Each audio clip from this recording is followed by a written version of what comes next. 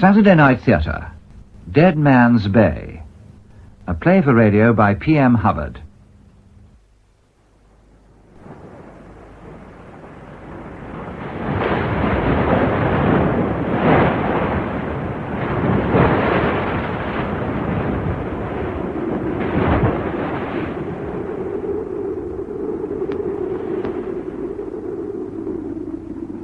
Dear, he ought to be in by now.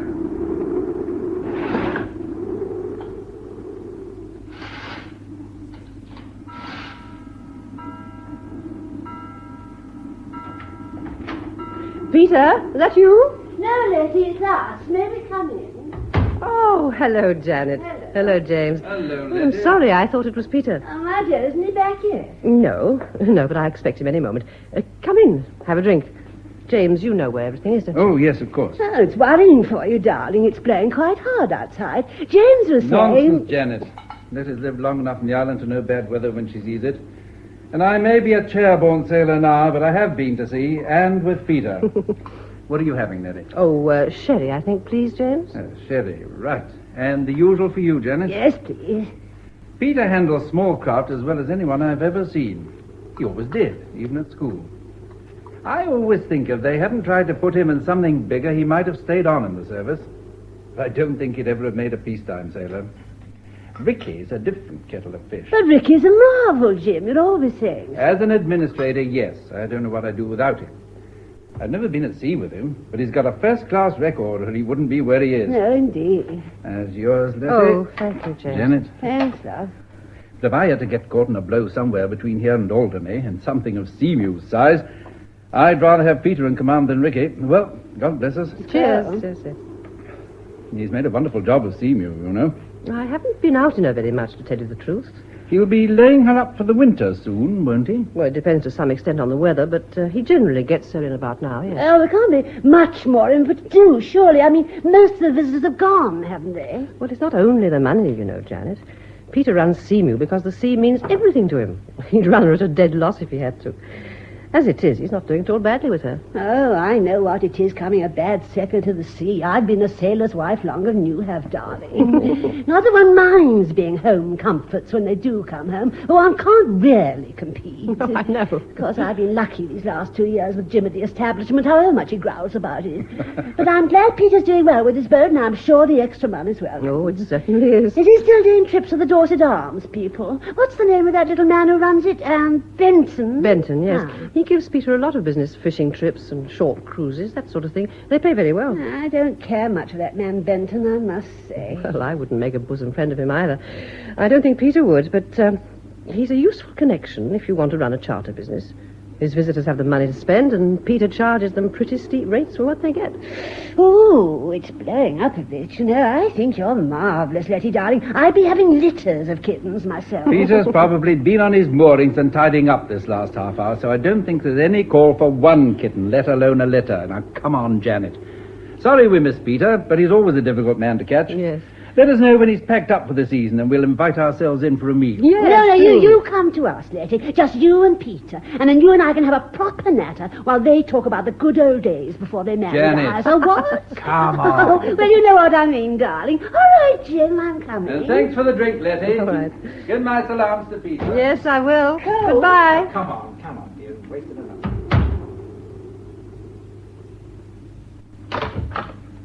Have they gone? Oh, Peter, did you have to come in through the kitchen? Didn't you want to see them?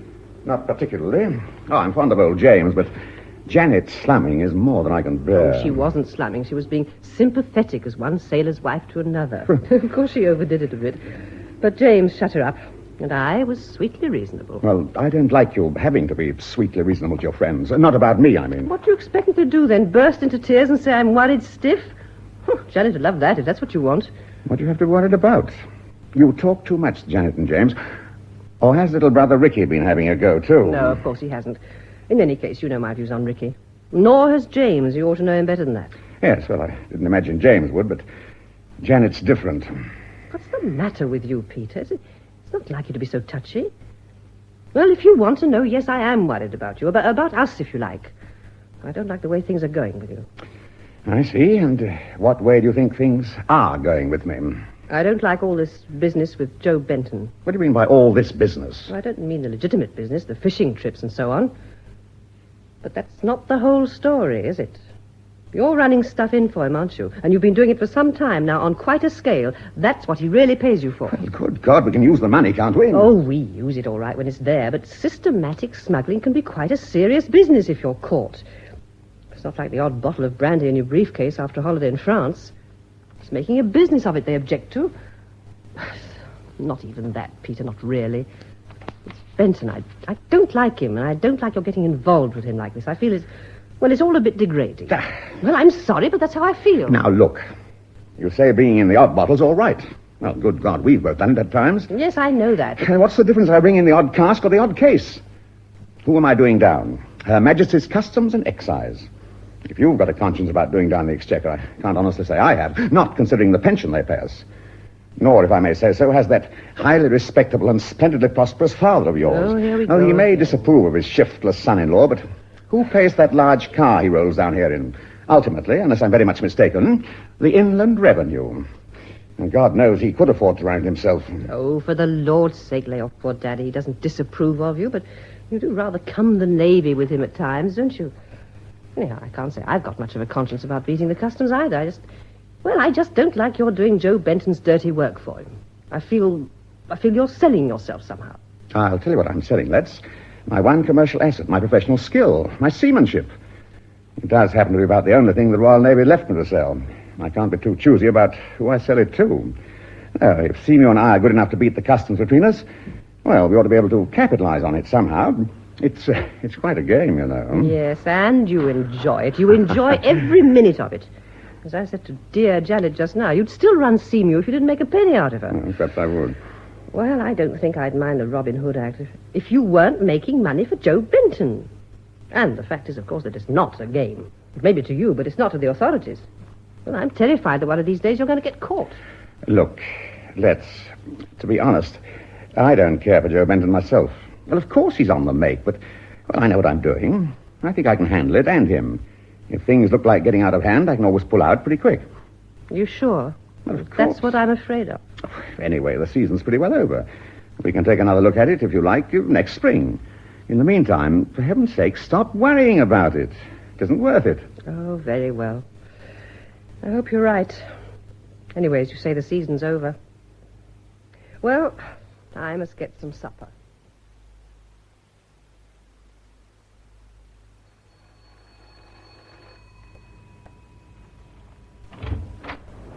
Oh, Mr. Benton, good evening. Good evening, Mrs. Robertson. Do you want... Oh, here's Peter now. Hello there, Peter. Hello, Joe. Well, if I might come in for a quick word, that is, if I shan't be disturbing you, Mrs. Robertson. Shan't be long, I promise you, but if it's inconvenient... Come in, Joe. Lady's just getting supper, but if you won't be long... Well, 10 minutes, if that's all right for you, Mr. Benton. Ample.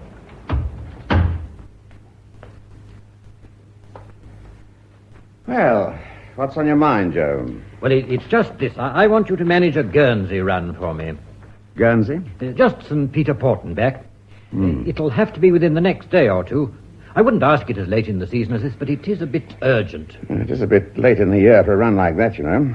I was thinking of laying her up, as a matter of fact. Is it really all that urgent? It's necessary, Peter. You'll have to take my word for that. I see. Well, so far as I'm concerned, it's pretty necessary to keep myself alive. It wouldn't help you much if Seymour went down with all hands, not to speak of any cargo she may be carrying. Given a reasonable weather report, I'll consider it, Joe, but not without. I can make it worth your while, Peter. Now, look. It's been a good season, and I don't mind going a bit over the usual odds for a last trip. Meaning what? Well, say, a couple of hundred. A couple of hundred. It's worth that to me. You're getting to be quite a big businessman, aren't you? I said it was necessary to me, but I want to make it worth your while. Well, nothing's worth drowning for, Joe. All right. I'll do it. Good. I felt sure you would. When do you want me to go? Within the next 48 hours, I think. I'll let you know.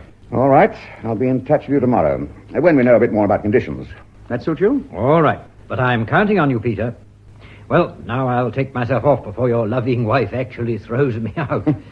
Why does she dislike me so much, do you suppose? I think it's just an instinct she has. I see. Well, I never was one to cause trouble in the home. Till tomorrow, then. Don't worry, I'll let myself out. Night, Peter. Good night.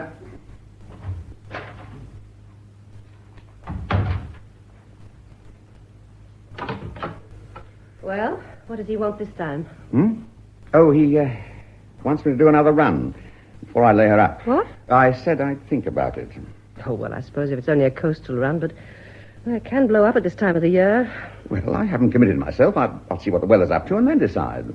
Where does he want you to go? Huh? Oh, well, he talked of a Channel Island trip, but He wants you to do the Channel Islands run now? I said I'd think about it. Well, why didn't you just tell him to go to hell? Or can't you do that? Oh, for God's sake, leave this for me to settle. I'll deal with Joe Benson my own way, but you must leave it to me. I know how you deal with Mr. Benton, Peter. It's not your way at all, it's his. That's what worries me about the whole business. Look, lay off, will you? But, Peter, listen to I me. can't help what you think. Just lay off, please, and let me settle it. Very well. Supper's ready, if you want it. All right, all right. Oh, to hell with everything.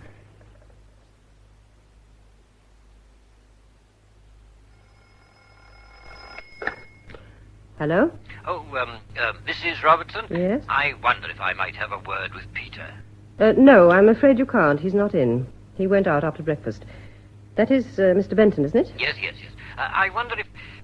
I wanted to see Peter rather urgently, as a matter of fact. Yes, well, he did say something about getting in touch with you. I thought perhaps he'd gone out to see you. Well, if he hasn't, I'm afraid I can't say where he is. He hasn't, no. Do you know when he's likely to be in? Oh, lunchtime, I expect? I see. I wonder, could you ask him to ring me as soon as he gets in? Yes, very well, I'll tell him. It really is urgent, Mrs. Robertson. Yes, all right. Goodbye. Goodbye. And to hell with you, Mr. Benton, so far as I'm concerned.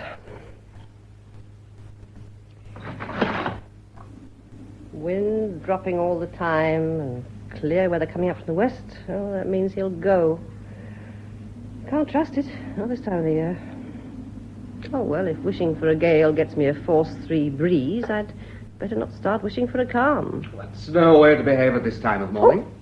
Rickie!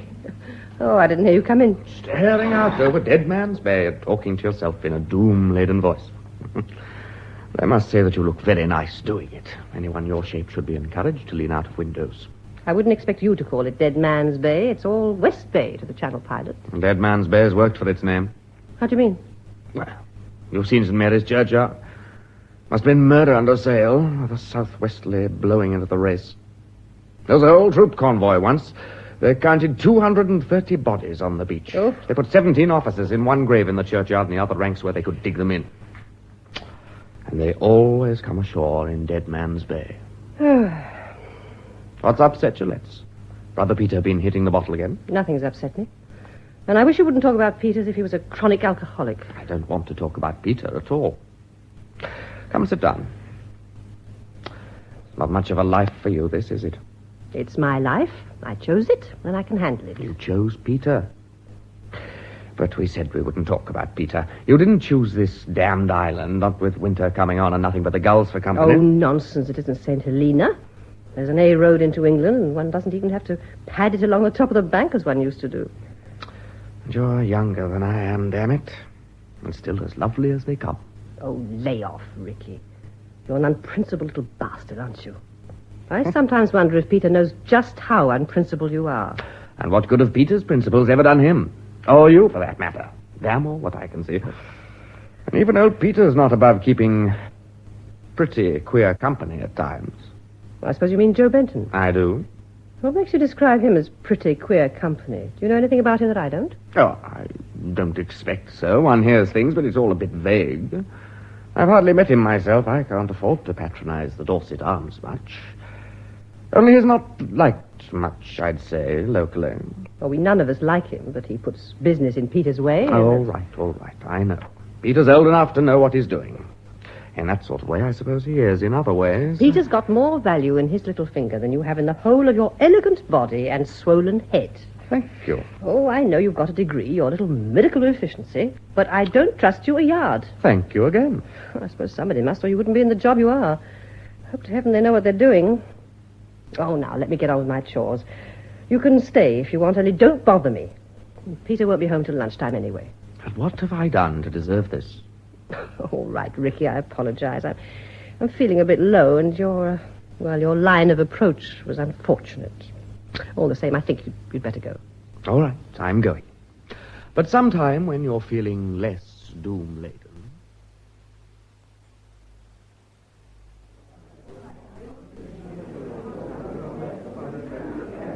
Can you tell me where Mr. Benton is? He was on the phone a moment ago, sir. I'll see if I can find him for you. Thank you. He is expecting me. Oh, I think perhaps... Oh, yes, there's Mr. Benton now. Oh, yes. Joe.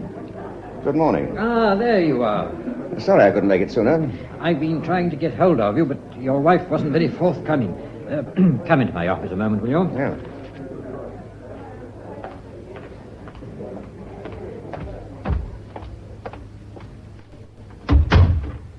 Oh, I looked in to say, I'm afraid it's no go. It's really too late in the year to make this particular passage. Well, it was a good offer, Joe, but, well, I simply can't undertake it. I see. Look, Peter, I don't think we can discuss this here. Well, I don't think there's much to discuss, is there? I've told you. I think there is.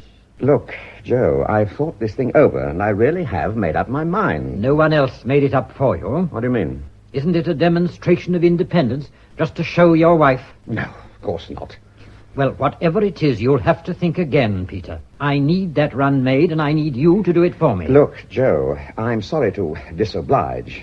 We've had an interesting partnership, and I've enjoyed it tremendously, but I just don't think this is a feasible proposition. You'll have to accept my decision. And I can't persuade you in any way? I'm afraid not, no. If it's a matter of money... No, the money's fair enough. I just don't want to make this run now. I regard it as an unreasonable risk. I see. I'm afraid, Peter, you're not in a position to say no. It's for me to decide what I'm to do with my own boat. Oh, certainly. Only you can decide. But I don't think you realize what your position is. It's a fairly tricky one. All right, I suppose it may be, but well, that applies to all of us, doesn't it? Oh, certainly, but it applies to you as much as to any of us. Perhaps more. What do you mean? What sort of goods do you think you've been handling this past year or two? Dutiable stuff, obviously. You think you've just been running liquor and tobacco and so on? So I assume. It never occurred to you it might be something a bit more valuable? Well, watches, perhaps. It wasn't my business to ask, and I haven't. And your conscience is reasonably clear, is that it? Not overburdened, I admit. Oh, for heaven's sake, be your age, man. What do you mean? Think what it's entailed. All this organization, the contacts, the passwords, the offshore dumping and collecting, the money you've been getting. Damn it, do you think all this has been paid for out of a matter of dodged duties? You can't be so much of a fool as all that. Or if you are, no one's going to believe you are. It's not much good acting the honest, simple sailor when you're up for dope smuggling. What? Yes, even your best friends won't like it much, and the jury won't wear it at all. No, this is serious, Peter. Now, look, it won't go on much longer because this particular line has just about outlived its usefulness and will have to be packed in anyway. But for the moment, you've got to do what I say. Dope. You bastard. Now, listen, Peter. If you will make this run within the next 24 hours, tomorrow night probably, that will be the end of it. In that case, there will be nothing for you to worry about. If you don't, you will pay the full penalty for what, in your innocence or your folly or whatever you like to call it, you've been doing this last year. You absolute bastard. Well, are you going to make this run, or aren't you? Well, Peter? Yes. Oh, yes. I'll go all right. Ah, that's better. Now, I'll be in touch with you again very shortly. In the meantime, there should be no need for me to repeat what I've said about your position. There's nothing you can do, and I think the more you consider the matter, the more clearly you'll see that.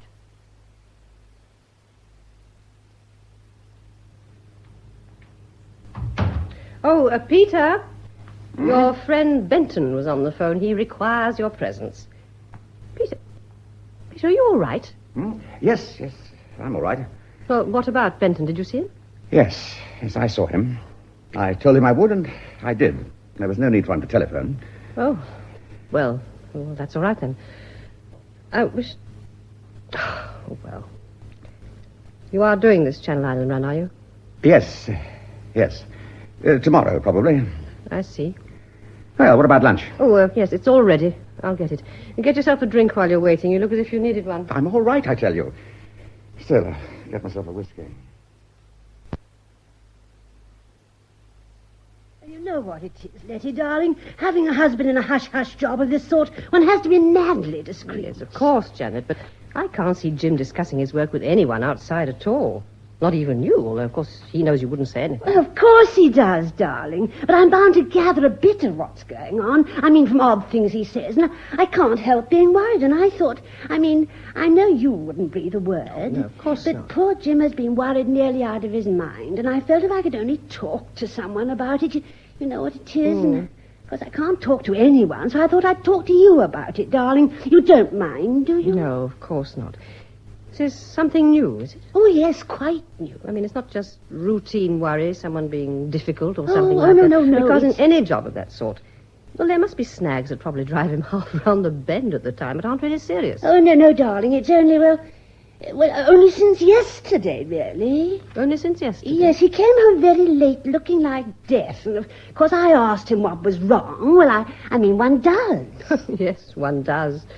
They never say, but one always asks. Well, he shut up like a clam and said there was nothing wrong, and what made me think there was. And I said, well, I thought you were worried, darling. He said, no, of course he wasn't worried, and went on looking as if he'd seen a couple of ghosts. Oh, poor Janet, I do know. I've had some of it, you know. And not very long ago, either. Really? Anyway, what happened then? Well, then he went out again almost at once, and heaven only knows what time he got back. I was asleep. And then he went off early this morning, still looking like death. Oh, dear, I am sorry. I couldn't bear it to be anything seriously wrong at the establishment. It would break his heart. And then 10 to 1, he'd be given a ship or posted overseas or something. And of course, it has been nice these last 2 years having him settled ashore, although I know he gets restless at times. I'm sure it's not anything like that. Of course, it is worrying for you. His not being able to talk about it makes it worse. Yes. Does he... has this sort of thing ever happened before? Never. Of course, he's cursed the people at the establishment. Well, you know what these boffins are. Mm. And then if there's a technical hold-up, he's got to get things straightened out and keep the program on course. But he's not going to feel himself involved like this. This is something which is right under his skin. That's what worries me. Oh, I know, Janet. You're thinking of security, and that's bound to be worrying. Yes. Security is Jim's responsibility all along the line. And, of course, if it is security, it's the last thing he can talk about. And all I can do is to make him eat when he does come home and ask no more silly questions. But I felt I'd burst if I didn't talk to somebody. I hope you don't mind. No, of course not. But you're quite right. There's nothing one can do. No. Oh, you haven't seen Rickie, have you? No, and in any case, he's not the sort of person one can talk to. And if it's something to do with security, he'd be right up to his neck in it, too. And he couldn't say anything any more than Jim could. No, I suppose not. I was only wondering... Oh, well, anyway, do try not to worry, Janet. I'm sure whatever it is, James is more than capable of riding it out. Oh, I do hope And you're not so. going to stop him worrying. That's what he's paid for, after all. But it won't help him if he sees he's got you worried, too. Especially when there's nothing he can do to help you. Oh, I know, you're quite right, darling. I'm sorry I burdened you with it. I must fly. I suppose there's a chance Jim may be back. More coffee, Jim? No, thank you, my dear. I must be getting back, I'm afraid. Oh, but... Yes? Oh, of course, if you must. But couldn't you manage just to sit for another 10 minutes? Well, all right. 10 minutes, if it'll be of any comfort to It's you. not me, Jim. It's you. You look tired, you know. I mean, you know I never interfere, but it's no good cracking yourself out. I won't do that. It's just that we're a bit occupied with something at the moment. But I don't want you worrying like this. It doesn't do any good, you know. I know. I'm sorry. Letty was saying... Oh, when did you see Letty? Oh, today, as a matter of fact. I was up that way and dropped in for a natter, you know me. Peter there? No, only Letty. And what was she saying? Oh, only that wives were too apt to worry over their husbands, and husbands didn't like it. Letty been worrying herself? Well, yes, I think she always does a bit, don't you? About Peter? I suppose so, yes. It's nothing she said, only what I gathered. I'm sure she needn't. Peter's the rock of ages. Underneath, I mean. You think that, do you? Oh, Jim, of course. Ask any woman. I'm not asking any woman. I'm asking you. But why ask me? You've known Peter longer than I have. I know I have. But when it comes to a man's being the rock of ages or not, I think a woman's judgment is always of interest. What woman's intuition. I didn't expect to find you buying that one, Jim. Well, let's put a straight case. Letty could have had Rickie, couldn't she, if she'd wanted him? She's nearer his age. He's a clever chap, sure to be successful when he puts his mind to a thing. And attractive to women, surely. Yes. But not Peter. Peter's no beauty. Look, here are two brothers. To a girl of Letty's age, as she was then, I mean, one seems to have everything. But does she go for that one? Oh, not she. She goes for Peter, who hasn't even a career. Oh, well, he had then, I suppose, but... Anyway, why? Why what, Jim? I'm sorry, I'm a bit behind. Why did Letty marry Peter and not Rickie? But I've told you Peter's the rock of ages, like you, Jim, don't you see? Doesn't sound very exciting. All right, not very exciting, perhaps, but solid, don't you see? Dear, that doesn't sound very complimentary either. Safe, sound, predictable. You think Peter's safe, sound, and predictable? Of course he is, underneath, I mean. I know what you're thinking. I've seen you looking at him when he's bored and fed up and lifting his elbow a bit. But you said yourself you'd rather have him in command than anyone else if you got caught in a blow. It's the same thing, isn't it? I wasn't thinking of seamanship. Or was I? Perhaps it is the same thing. To some extent, anyhow. What about Rickie, then? I don't know, Jim. I really can't put my finger on it. Not solid. No, not solid at all. No. I mean, I've got nothing against Rickie, you know that. But you asked why Peter and not Rickie, and that's it. I mean, if I'd been Letty, I'd have done the same. Only now she's worrying about him. Yes. But I think for him more than about him. Anyway, I said you needn't. Then why is she, do you think? I don't know, I tell you. I think in her place I'd be worrying that he was worrying about himself. And why should he worry about himself? Mostly because she's worrying about him, I expect. Oh, dear. Let me see if I can work that one out.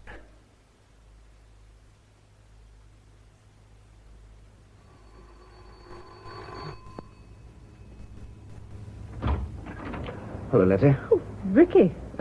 I was just going out. What are you doing here this time of the afternoon? Must you go out, or can I come in for a while? What, now? Yes.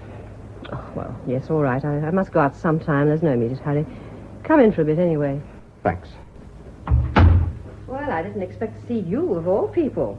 Oughtn't you to be holding the fort up at the establishment, now of all times? Why now of all times? Well, I gathered there was a crisis of some sort brewing. But perhaps they haven't told you, Rickie. I expect James is managing it on his own. Where did you get this from? Janet, I suppose. I shouldn't take Janet too seriously if I were you, not on the establishment's affairs. She knows nothing and would say anything. All the same, she ought to learn to keep her silly mouth shut. What has she been saying, in fact? If Janet has been indiscreet, I am not going to double her indiscretion by repeating it. Damn it, Letts, this is serious. I'm responsible for security under James Hardwicke, and I have a right to know. Then I suggest you report to Captain Hardwicke that you have reason to believe his wife has been guilty of a breach of security. That's if you have reason to believe it. Well, you must rest it on anything I've told you. I wish I knew how seriously to take you, Letty. Do you? Well, that's something we have in common, at least. I wish I knew how seriously I ought to take you. I wish you would manage to take me a bit more seriously than you do. Poor Rickie. All those looks and all that ability, and yet somehow no one ever takes him quite as seriously as he takes himself. Is that it? Look, Letts, do you know what it is we do at the establishment? No, I haven't the faintest idea. For all I know, you may be doing confidential welfare work for the illegitimate offspring of admirals of the fleet. Oh, for heaven's sake. I tell you, this is serious. Well, how should I know how serious it is? James Hardwicke isn't a man to throw his weight about. And you're so self-important that one's always apt to discount whatever it is you're supposed to be doing. My God, it is serious, all right. If you only knew what it is they're working on now. A bunch of little boffins who aren't interested in anything but the technicalities. And Captain James Hardwicke, that very gallant and loyal officer who hasn't a thought beyond the Queen's regulations and the destruction of the Queen's enemies. So long as we're sure who they are before we start firing the thing off. Well, you're not sure yourself? You wouldn't, for example, leave it to Her Majesty's government to decide who you're going to be at war with? I wouldn't trust Her Majesty's government with an old folks outfit. Oh, really? Have you ever met any politicians or senior civil servants? The country's run by the old and the idle and the second-rate. And what are the young and energetic and first-rate, which I imagine means you, supposed to do about it? It hasn't occurred to you, I suppose, that you're in the wrong job. Of course I'm in the wrong job. Do you think I wanted to go into the Navy, especially after I'd got my degree? There's not even a decent living in it. But all the Robertsons go into the Navy. Although I notice my respectable big brother got out as soon as he decently could. Then why in heaven's name don't you get out if you feel like this?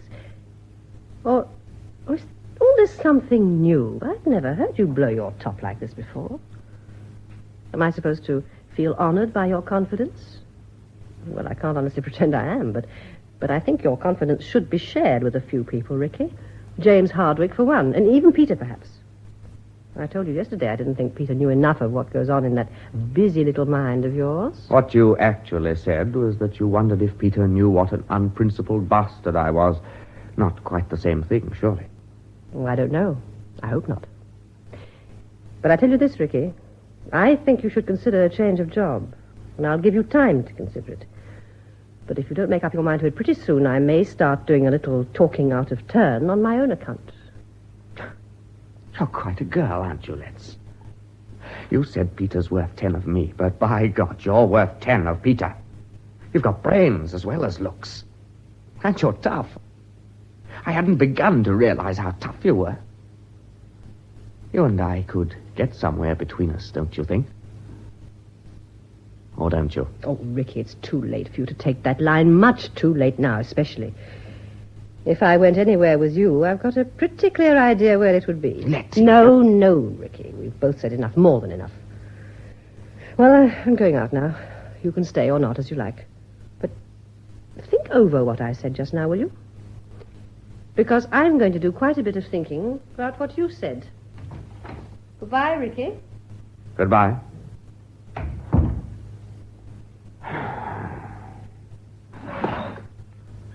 Flat calm.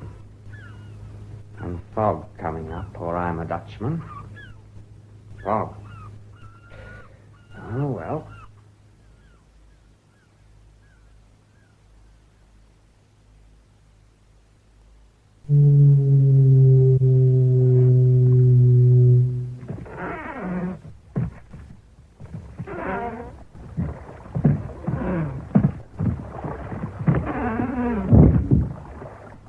Peter? Yes. Make her fast and come aboard. No one's going to see anything much tonight.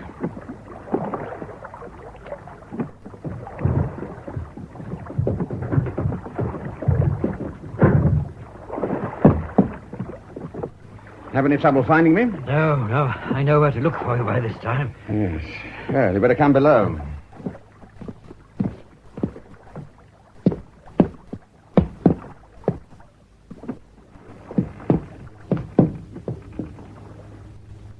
It's pretty thick outside. If this goes on, you'll have a game finding your way out tomorrow. You always said you could do it by ear if you had to. Now it looks as if you're going to have to. I don't suppose it'd be any good my saying I can't. None, I'm afraid. In fact, it shouldn't be too difficult. There's no sea running at all.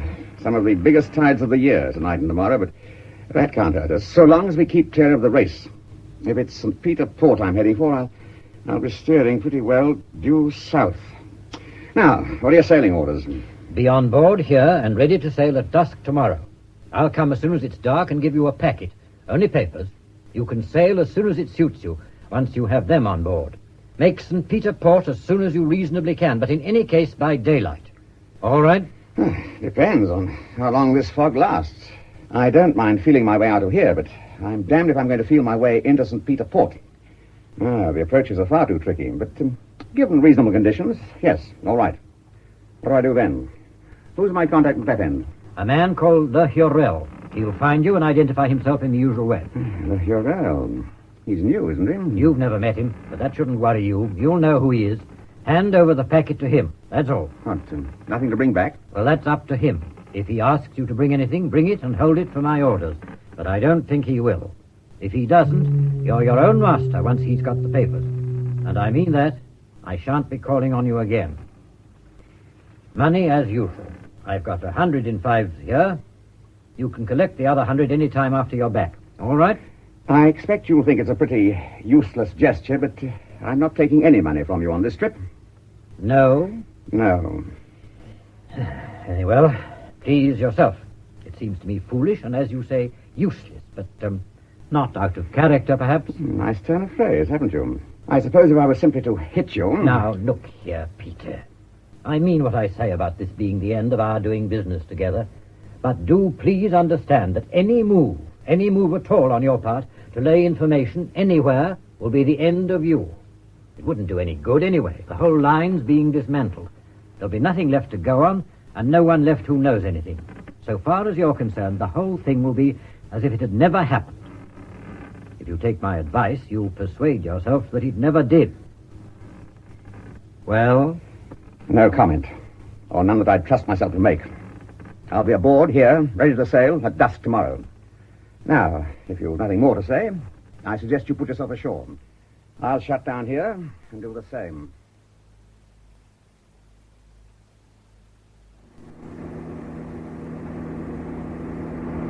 What the hell? Looks as if the road's up. No, it's the police. What's the trouble, officer? No trouble, sir. Just a routine check. Now, do you mind giving me your name and address, sir? Oh, not at all. Peter Robertson. I live on the island, 9 Upper Mount Road. I'm on my way home now. Robertson. 9 Upper Mount Road. This is your car, sir? Yes, it is. If I might see your driving license and insurance certificate, sir? Yes. Oh, here they are. License and insurance. They're both in order, I think. I suppose it's no good my asking what all this is about. Just a routine check, sir. Yes, I know it's that, but could you bear to tell me what set this particular routine in motion? Just looking into the movements of vehicles, sir. There's been information received about some stolen property. And we're under orders from the Chief Constable to check traffic movements in and out the island. Well, it's easier than most cordon jobs anyway.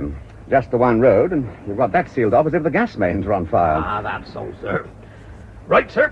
Here's your documents, if you'd like to proceed now. Thank you. Good night, officer. Good night, sir. And thank you. Thank you.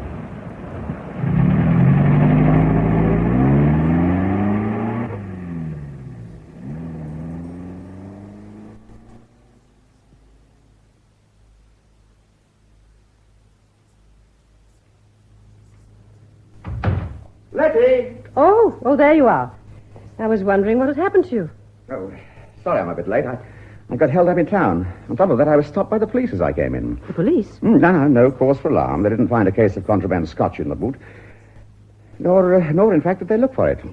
They were stopping everyone, but they wouldn't say what they were after. Well, they wouldn't, of course. Sorry I'm late. Oh, that's all right. In fact, I could do with another 5 minutes. Give yourself a drink while you're waiting. All right. Oh, by the way, Janet was in today with dark hints of crisis at the establishment. I should imagine Janet knows as much about what goes on at the establishment as the office cat.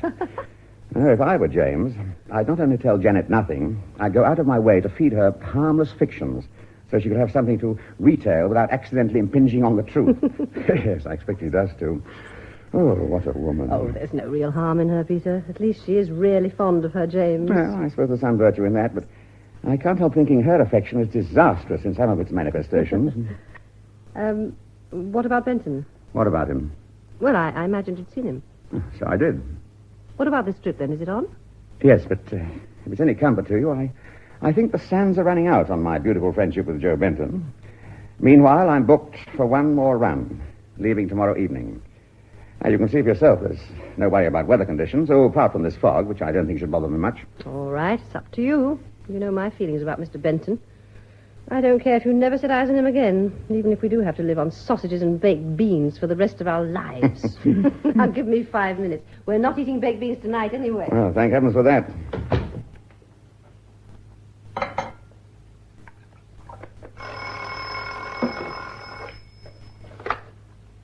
Hello?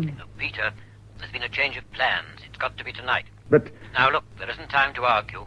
You must get down to the harbour and be ready to sail within the hour. I don't know if you're interested, but I shall have to negotiate a police roadblock. Pass through it on my way up. Where was this, Peter? On the road in, about 100 yards from the mainland end. There's a double barrier, and they're checking all traffic in and out. Tell me exactly what happened, will you? Just that. I was waved down, had to give my name and address. I was asked if it was my car, and made to show my license and insurance. When I asked them what it was about, they handed out the usual flannel about a routine check. I asked them what they were checking. They said it was something to do with stolen property. Of course, it may have been all my eye. Anyway, there it is. I shall have to go out half an hour after coming in, and it may occur to them to wonder why. Well, you've still got to get get down to the harbour, and at once. That's essential. Tell them something. Oh, no. You tell me, Joe. You're the mastermind. Well, tell them you've had a phone call that your boat had been bumped on her moorings in the fog, and you're on your way to see if there's any damage. Then, if by any chance they follow it up, there will be a reason for your going out to her again so soon. At least that's the best I can think of at the moment. All right. I'll try that. They seem fairly harmless coppers. Well, I must ring off now. This needs thinking about. In the meantime, I still want you on board and ready to sail within the hour. Is that understood? Yes, but... All right, Peter. Damn. Who was that? Oh, Joe Benton. What, again? What did he want? He wants me to go tonight. And are you going? Yes. And you won't tell him to go to hell? Oh, for heaven's sake, don't let's start that all over again. But Peter... I've told you this is the last run I'm doing for him. All he's done is to advance the date. I really can't see... It's not just a matter of advancing the date. A minute ago you told me he wanted you to go tomorrow. Now he orders you off tonight. Well, I may be a fool, but I don't like the urgency of it. And with this roadblock... That's got nothing to do with it. Whatever the police are after, it's not the sort of stuff I'll be handling. Now, please, for the last time, stop worrying. I'll be back within 48 hours, and that'll be the end of it. I hope to God you're right about that.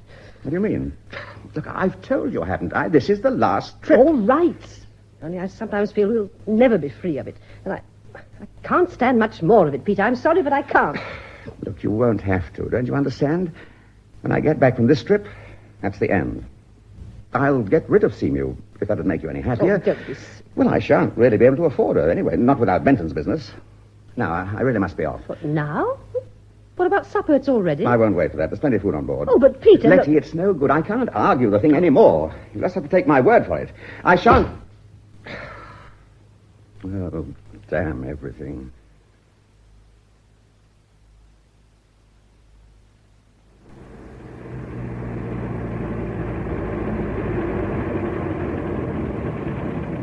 Good evening. Good evening, sir. I gave my particulars to your colleague when I came in, barely half an hour ago. You want them again? If you please, sir. That'll be on the ingoing list. As you're now going out, you'd better have them again. Robertson. I live on the island at 9 Upper Mount Road. This is my car, and here's my license and insurance certificate. 9 Upper Mount Road. Within the last half hour, was it you come in? No, about that. Had to go out again quick, did you, sir? Yes, damn it. I just got home, and I had a phone call to say someone had bumped my boat on her moorings in the fog. Ah. I'm going down to see if she's come to any harm. Oh, it may be nothing, but I don't want to go down in the morning and find her sunk on her moorings. No, I see that, sir. Pretty thick down in the harbour, from what I hear. Right, sir. Thank you. Thank you, officer. Good night. Good night, sir.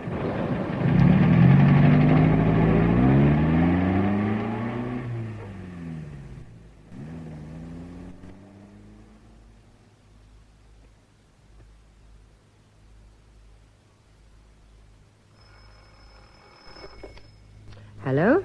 Letty, James Hardwicke here. Is Peter in? No. Oh, I see. Now look, Letty, I probably shouldn't be ringing you up like this, but I don't imagine anyone's going to be tapping your line. You're not on a party line, are you? No. No, I thought not. And if I say you're to keep this call to yourself, you'll do just that, won't you? Of course. Right. I know I can count on that. Now, tell me, Letty, when did you last see Rickie? Rickie? Oh, he was here for a bit this afternoon. At what time?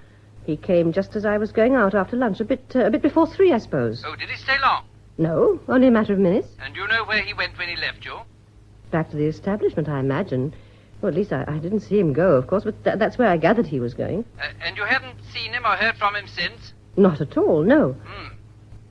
Where's Peter, Letty? I don't know quite. He's down in the town, I think. Is Semu up for the winter yet? He said he was getting her out. Not yet, no. He's still talking of one last run? Well, I don't know anything definite, but he'll be laying her up for the winter soon, obviously. Yes. Letty, I badly want to get hold of Peter. Could you ask him to ring me? When I see him, yes, I will. Look, James, would it seem unreasonable if I were to ask what all this is about? I can't tell you much, Letty. You know how it is. But I'm worried about Rickie. Yes, well, I've been worried about Rickie myself, and I don't know whether we're talking about the same thing. What are you worried about, James? I think it's possible he may be in trouble of some sort. He's missing, and there are signs of a disturbance. What, do you mean you think he's been beaten up or something? We think he could have been the object of an attack, yes. We don't know, of course. Well, Would you think me unsympathetic if I said he had it coming to him? But it wasn't Peter, I'm afraid. Peter ought to have done something of the sort years ago, but I don't think he realized how urgent it was. Letty, this is serious. I don't know what you're talking about, to tell the truth, but please let me know at once if Peter comes in, or if you hear from him. And in the meantime, not a word of this to anyone at all. All right, Letty? All right, James. Goodbye. Goodbye. Well, now what have we got on our hands?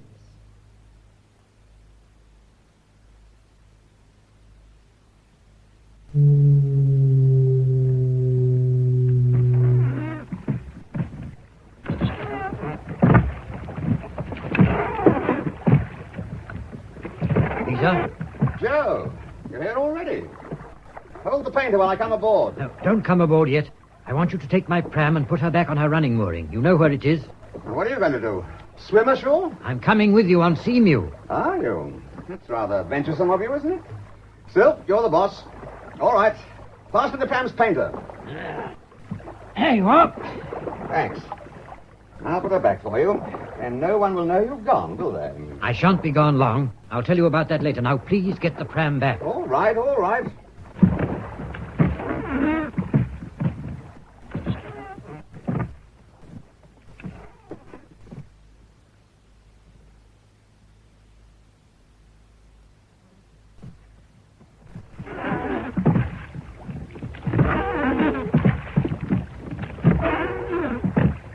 All secure?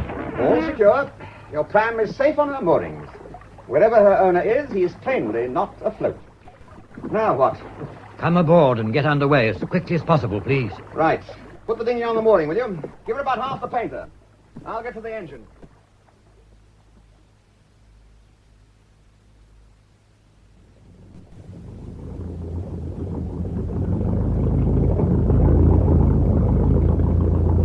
Well, Joe, you're coming all the way to St. Peter Port? No, I want you to get me round the bill as quickly as possible and put me ashore at the island end of West Bay, on the island side of the roadblock. Can you do that? Oh, so there was a connection after all.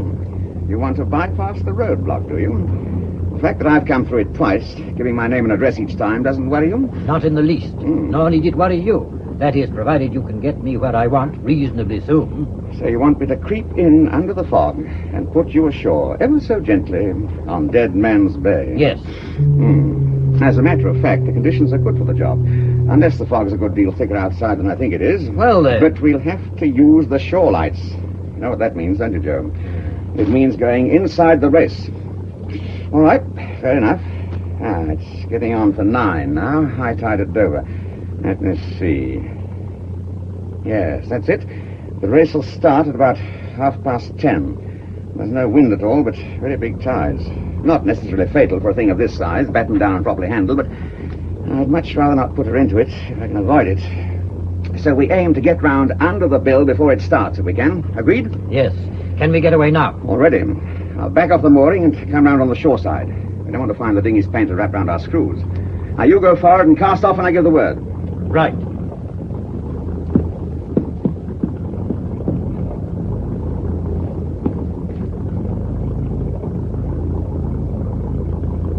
Ready to cast off? All right. Let her go forward.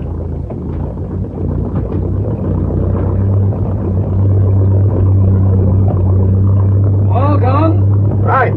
Now, we've got to feel our way out of this. You'd better stay up in the bows till we clear the harbour. Sing out sharp if you see anything too straight ahead. Off we go, then.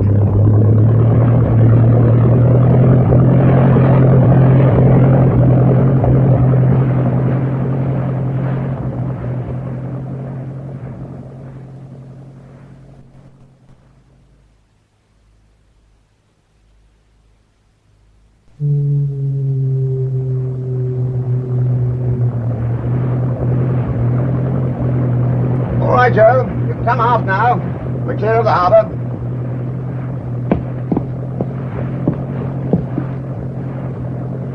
As I hoped, the fog's much thinner out here. Still no sea at all. Well, I ought to be able to put you on the beach almost without getting your feet wet. Now, tell me the rest. Well, tell me as much as I need to know, you devious bastard. I put you ashore on Dead Man's Bay. well clear of the nasty police. What do I do then? Well, do I go to Guernsey or don't I? You do. You've got to wait for me to get back to you. I thought you weren't coming all the way. I'm not. But there's something I must get to you before you sail. I told you. Papers. What am I supposed to do? Anchor in the bay? Swan around in circles waiting for you? Or what? I can't leave her on the beach, you know. We're not a clam, exactly. I know that. That's up to you. I'll give you a fixed time for my return, and I'll come to the same point on the beach and show a light seawards. We can arrange a signal, if you like. Then I want you to get to me as fast as you can. It's quite a maneuver. You do realize that there aren't above 2 nights in a year on the average when you could do it. Are you improvising on the weather or just plain lucky? I'm playing my luck, Peter. I've got to. I told you there was a sudden change of plans. Well, that was an understatement. But there's no reason why it shouldn't come off so long as you can manage your side. Oh, I can manage. That's the fog signal from the bill. Yes, it's still some way ahead. Well, we're doing well.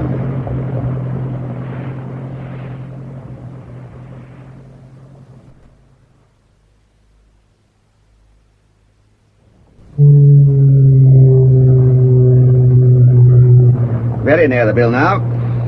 Once the signal is well on the starboard quarter, we'll alter course westwards and creep round under it. Well, talk about navigating by ear. Do you realize this is the first time you've ever been to sea in Seaview? Funny, really, after all she's done for you. How's the sailor's life appeal to you, Joe? Oh, get on, Peter, for God's sake, and stop the jolly sailor act. Time is very important. All right. We're going round now. And we should hear the signal creep past us to starboard.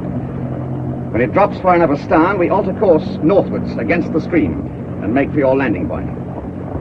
Here we go, then. Listen to that signal, will you? Your ears are as good as mine. If you think it's getting noticeably closer, sing out. I'll take it a bit wider. Now, then.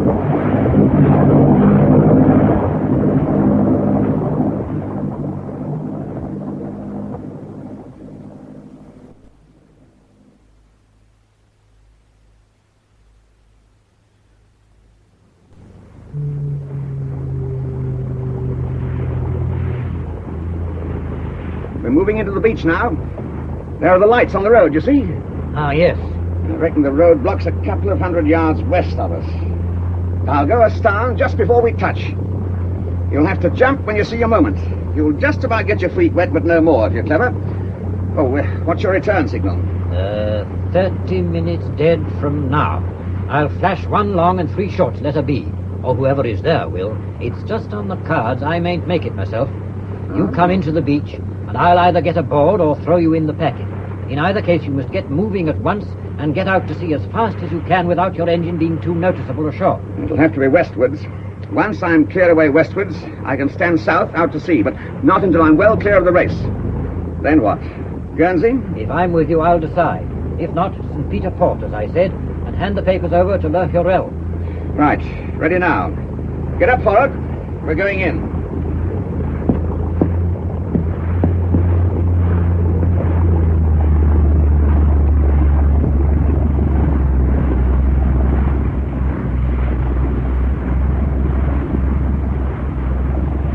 Now! Oh, well jumped, Joe, well jumped.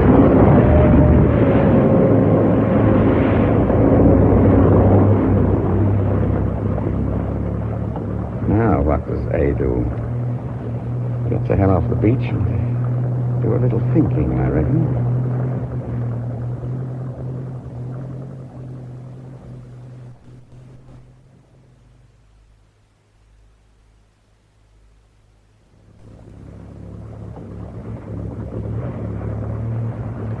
"25 minutes gone. If the efficient Mr. Benton said 30, he meant 30. Time we stood in a bit.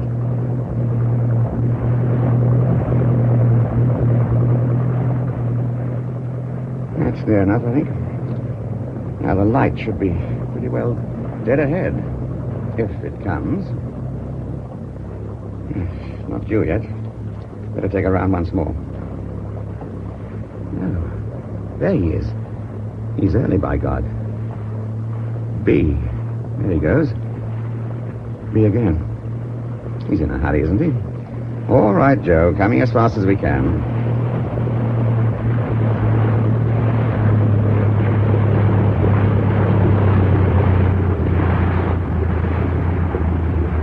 aboard. Right. Stand by. Now.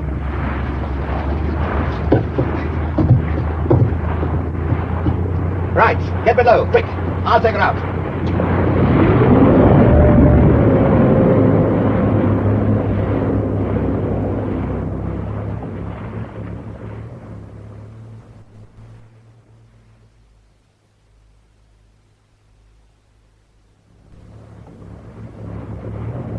Joe?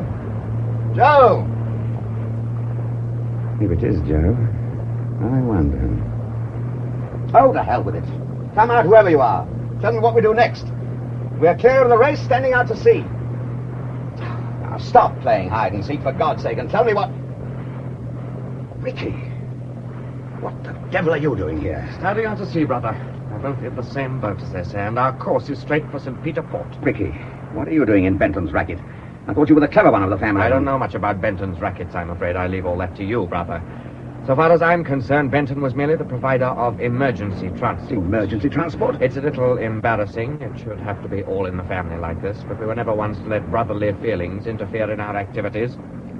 Rickie, you bloody little fool. Stop talking clever and tell me what you're up to. I'm leaving the country, brother. What? I didn't want to particularly, but things... Oh, well, a particular transaction I was interested in went a bit off the rails, and I had no alternative. Leaving your country for your country's good, is that it? For my good, I hope. And for something else I happen to believe in, but not for my country's. I leave all that to you, along with Mr. Benton and his rackets. You poor, pathetic little bastard. You're not trying to tell me that you're selling out to the enemy, are you? I didn't think you were that rotten. You're out of your mind, of course. In your job, if they miss you, they'll be after you with everything they've got. They'll have missed me, of course, but with any luck, they'll think I'm the victim, not the villain of the piece.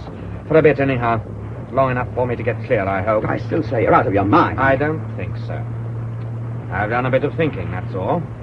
I see more than you do, and I have a different scale of values, but I'm not out of my mind. On the contrary, I am the sane member of the family. And in your sanity, you're clearing out. Going over to the other side. Is that it? But not in my boat. You didn't really think that I'd do that, did you? I'm setting course for home, Rickie. Get back on course, brother. You see what I have here, don't you? If I have to use it, I will. And I may point out that not being Mr. Benton, I am perfectly capable of taking over your boat and taking her where I want for myself. So you're taking over the ship, are you, Rickie? And I'm to navigate at gunpoint to whatever you have in mind. Where have you in mind, by the way? Hardly St. Peter Port, surely. Set course for St. Peter Port for the present, and make more speed. We have an appointment to keep.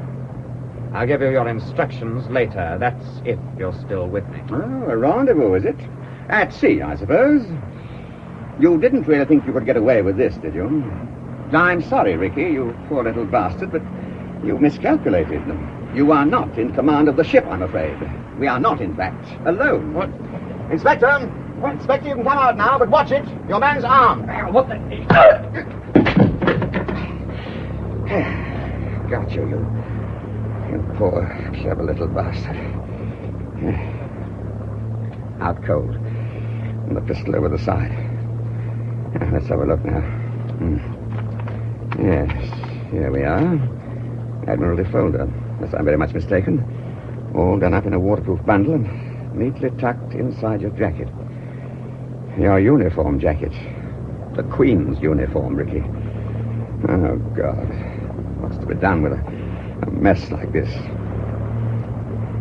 Set course for home, I suppose. I don't see what else I can do.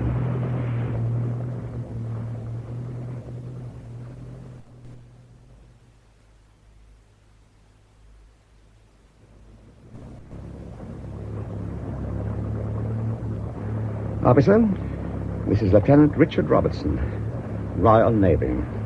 I have apprehended him in an attempt to hand over secret information to the enemy. My name is Robertson. Yes, curious coincidence, isn't it? Any relation? Yes, as a matter of fact, he is. He's my young brother. Damn you. Damn you, Rickie. How could you do this to me? Not only me, but your mother still alive and the whole Royal Navy. The whole Royal Navy, Rickie, you little bastard. No, that won't do. I must think of something better than that.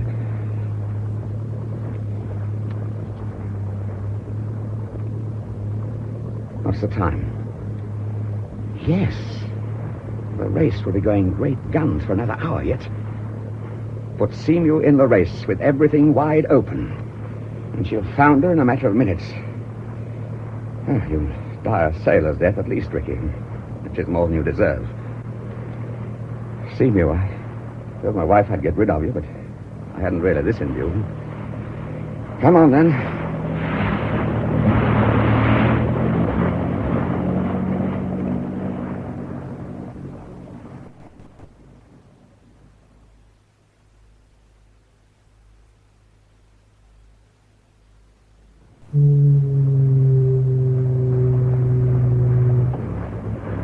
This is it. We're in the south-going stream now, and everything's open that can be.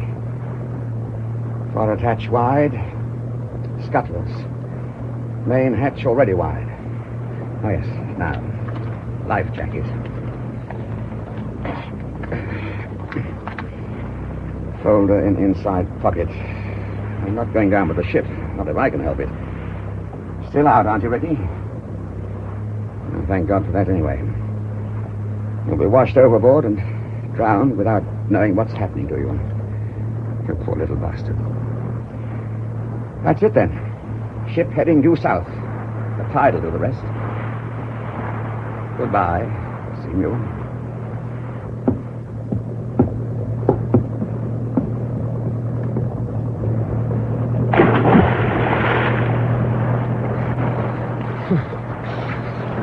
Good God. It's colder than I thought.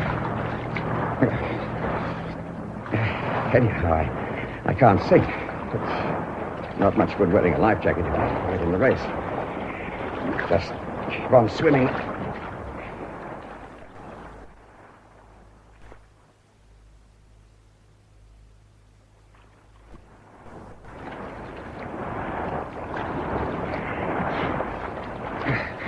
Oh, God. I wish I could see.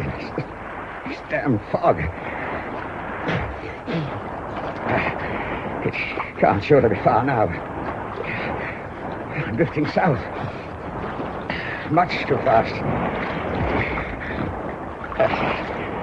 Just got to keep on swimming. Steadily. That's it. Steadily.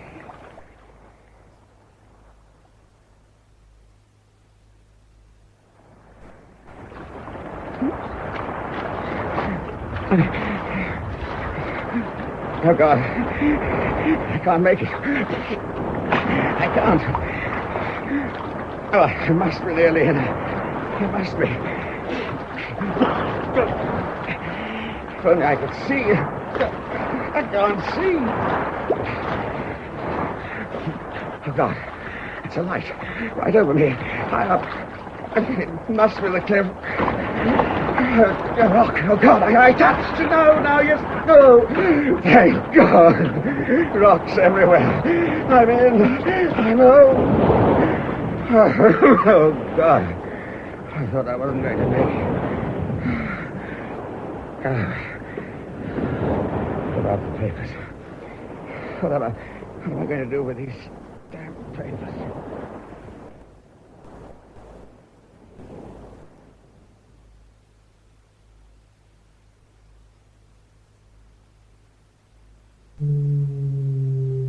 Who's that? Banks, is it? That's right, Sarge. Wouldn't know you from my own grandmother in this lot. Was she in the force, Sarge? No, Banks, no. I meant if you... Oh, forget it. You're covering from here to the petrol pumps, are you? That's right, Sarge. Well, you know what you got to do. Anyone carrying anything, briefcase, small suitcase, that sort of thing, stop them and have a look. You know what we're looking for, and if there's any trouble, use your whistle at once. Right, Sarge. Right, off you go then, and keep on the move. You haven't got much to cover, and you want to cover it pretty regular. Right, Sarge. Right, Sarge. She in the force, Sarge? Dang it. I don't know.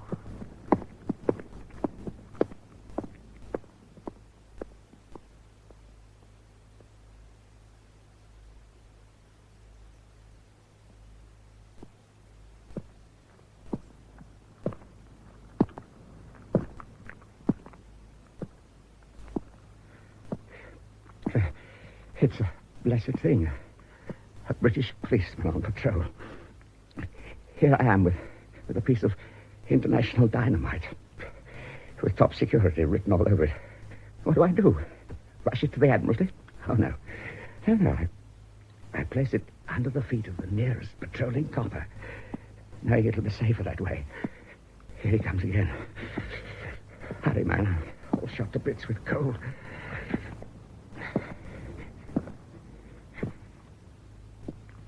Now, I'll leave the papers out here, I think. Yes, not too far from the lamp. He's pretty well bound to see it. He should just be able to persuade himself that it's been there all the time and he hasn't noticed it before. Right. Try that, Constable Banks, and the best of British luck to you.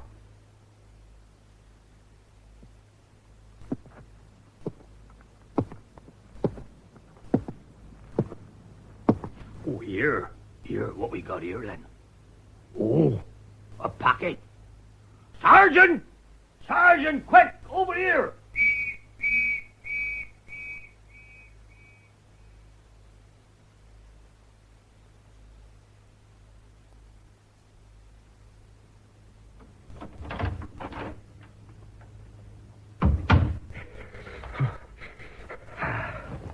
My greatcoat. Oh, this will cover a multitude of sins.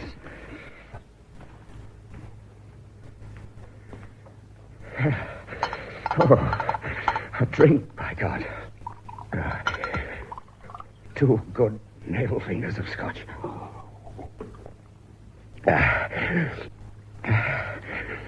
Peter, are you all right? Hello, Letty. Yes, I'm all right. The trip's off, as a matter of fact. Oh. I've got rather bad news, I'm afraid. Bad news? The boat's gone, Letty. Oh. Poor old Seamew's gone. In the race, and I'm afraid young Rickie's gone with her. Ricky? Drowned? Yes, I'm afraid so, yes. Oh, thank God. What? What happened, Peter? Tell me what happened. Well, I don't know exactly.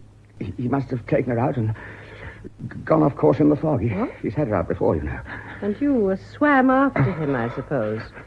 Your coat may be dry, my darling, but your trousers are very wet indeed. Oh, for God's sake, go and put on some dry clothes and think up a better story while you're doing it.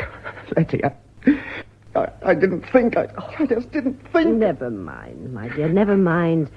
He's dead, isn't he? You're sure he's dead? Yes, he's dead, all right. Cleanly drowned. Like all the other poor devils in St. Mary's churchyard. God knows what they were like in their lives, but the sea scrubbed it all out. There's no disgrace in Dead Man's Bay, lads. No questions asked. Rickie's all right. You don't have to worry about Rickie. Dry clothes now. No. More whiskey for the moment, no. Get yourself dry, my dear. Yes. I'm pretty well all in, Letty. Oh, I know, but it'll be all right. Everything will be all right now. Come on, my dear. I'll give you a hand.